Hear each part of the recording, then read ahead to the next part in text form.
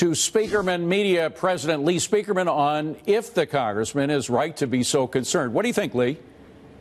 Oh, of course he is. You know, David, it may well turn out that the only good thing to come out of this ridiculous Russia investigation is that it's laying bare real corruption in the FBI and the Department of Justice. We basically have a J. Edgar Hoover FBI here between Orr, McCabe, Baker, Strzok, and Senator McCain, part of the establishment Republican cabal that tried to take Trump down before he was even nominated for president.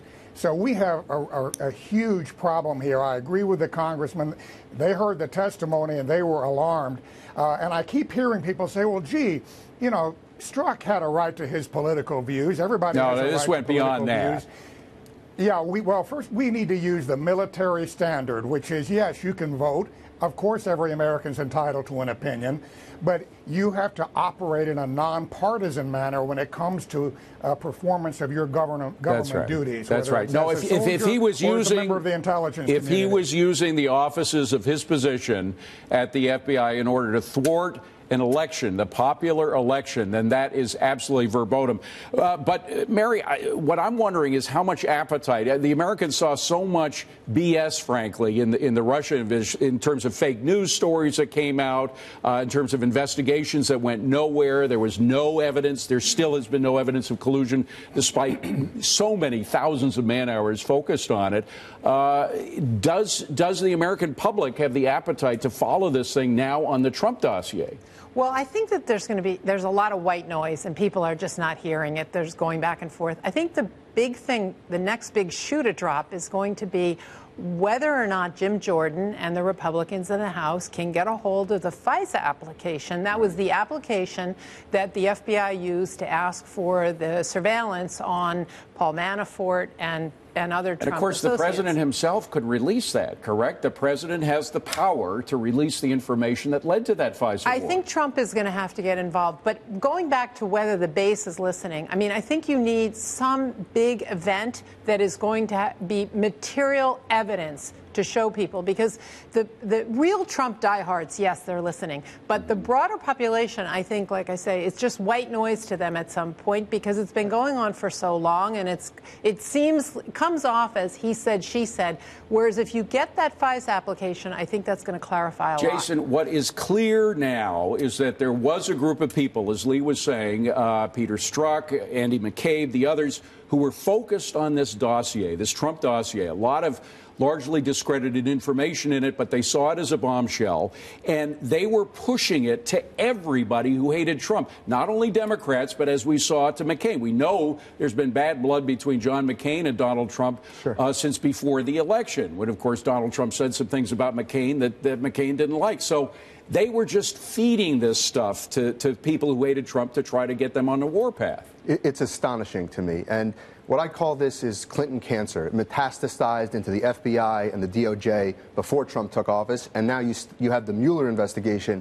And these investigators might as well be Michael Moore. They hate Donald Trump. So I think the bias is seen. The voters see the bias. I think that this witch hunt, it's time for it to come to an end.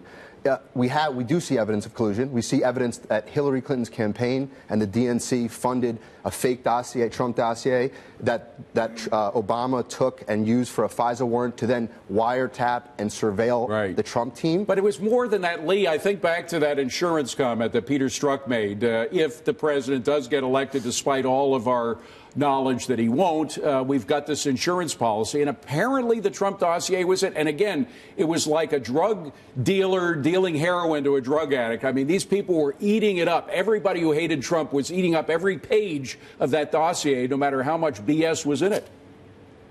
Well, it's like a movie. I mean, literally, you have, I don't want to call it the deep state. It should be called the deplorable state.